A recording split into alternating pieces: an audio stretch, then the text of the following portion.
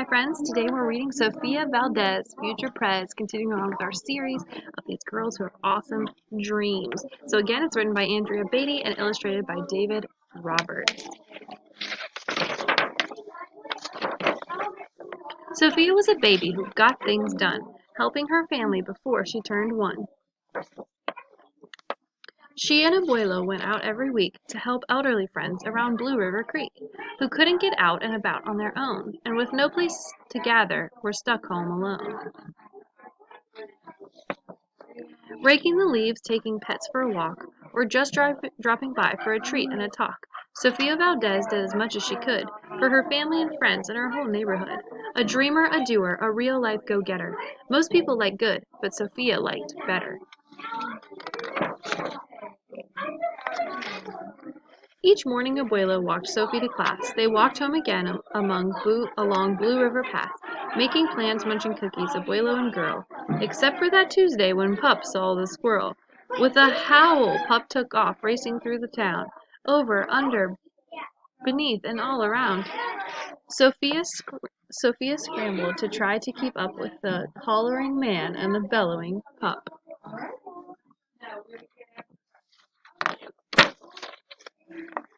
Up the squirrel ran to the top of a hill, made of leftover junk for the local landfill.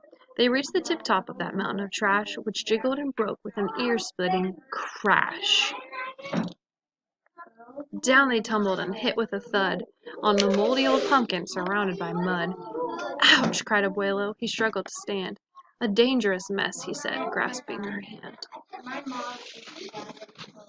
The next day Sofia walked to school solo, but it wasn't the same without her Abuelo. "This is not right," declared young Sofia, who glared at Mount Trashmore and got an idea. The very next morning at half-past dawn, she planted a sign at the front of the lawn. She stood back and smiled, and Pup gave a bark. "Get rid of Mount Trashmore. Let's build a new park." Each of her neighbors had something to say about benches and fountains and places to play, meeting spots, gardens, a basket for bees, a rubber duck pond, and a kiosk for cheese. She drew every thought on her map of the park, which was perfectly perfect by a quarter till dark. She drifted to sleep in her soft, cozy bed. Then, bam! She woke up with a thought smacked her head. Her heart skipped a beat as she realized each one of her neighbors had said, "Let me know when it's done." They all thought Sofia could build it alone, but how could one girl do so much on her own? The weight of that thought made her tender heart ache as night thunder growled and she lay wide awake. Then dawn brought a storm and the gloomy sky wept, and the heartsick Sofia finally slept. Abuelo baked cookies when Sophie got up. He gave her a bagful and sneaked one to Pup. He blinked back a tear as he hugged his Sofia. For courage, he whispered, "Te amo, mi vida." So there's some Spanish in this book, right? Because Sofia is Hispanic. So abuelo means grandfather. So that's who she's saying. And he said, "Te amo, mi vida," which means "I love you, my life." She's it's his way of saying she's his world.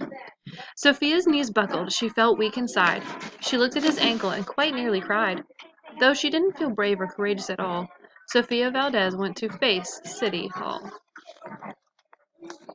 So there's a library, and here's she's in front of City Hall. Look how big City Hall is. Look how little Sofia is. The mayor's office sent her to room 401, the Blue River Creek Department of Fun, which sent her downstairs to room 302, the office of duck ponds and cool things to do, to the office of monkeys, the department of cheese, the division of fountains and meetings and bees. Then down to the basement, so musty and cramped, where all the town's papers were sorted and stamped. And that's where the clerk said what no one else did. "Can't build a new park. You're only a kid." The words smacked Sofia deep down in her heart. Her plan was kiboshed before she could start. "I think," said Sofia, "I think that law's wrong." But her second-grade voice didn't sound very strong. The clerk said clearly it cannot be done. "Do you have any questions?" Sofia said, "One. If you were me and I was you and he was your grandpa, what would you do?" Well, said the clerk. Then she said nothing at all. She thought and she thought, then she sent out a call to every employee throughout City Hall. The entire government of Blue River Creek crammed into the office to hear Sophie speak, but her words jumbled up and her cheeks turned bright red as a dozen emotions rushed into her head. Her heart beat so loudly she thought it would crack. The crowd leaned in closer. Sophia leaned back. Then her arm brushed the edge of the old cookie sack. And that was the moment when Sophia first knew being brave means doing the thing you must do, though your heart cracks with fear, though you're just in grade 2. She took a deep breath, looked the mayor in the eye, and though her knees wobbled, she held her head high.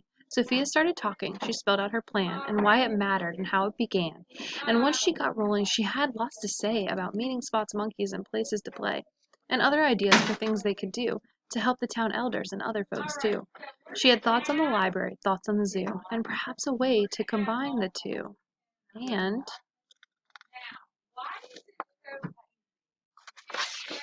so she just keep going, going, going, going. All right, cried the mayor, go start a petition. If the town wants a new park, we'll form a commission. And so young Sophia got right to work, with some help from her family and pup and the clerk. Then others joined in, not all, but a few, like Miss Lila Greer and her kids in grade 2. So you may have noticed as we're reading that these kids are all in the same class. So if you look, there's Ada Twist, and then there's Rosie, who we read about yesterday, and there's going to be one more of these kids that we read about tomorrow. There were hearings and surveys and taxes to figure, then bulldozers, grains, and a blue bigger digger. They all built that park, that's how it got done, with the hard work of, by, and for everyone. But it began with the dream of one person, just one, who laced up her shoes and then led the way, to help Blue River Creek get a new place to play. Now every evening till long after dark, the town comes together at Citizens Park. They all hold this truth to be self-evident, that Sofia Valdez could grow up to be president. Until then, Sophia, that real-life go-getter, helps Blue River Creek get better and better. So that was Sofia Valdez, future Prez. Have a great day, friends.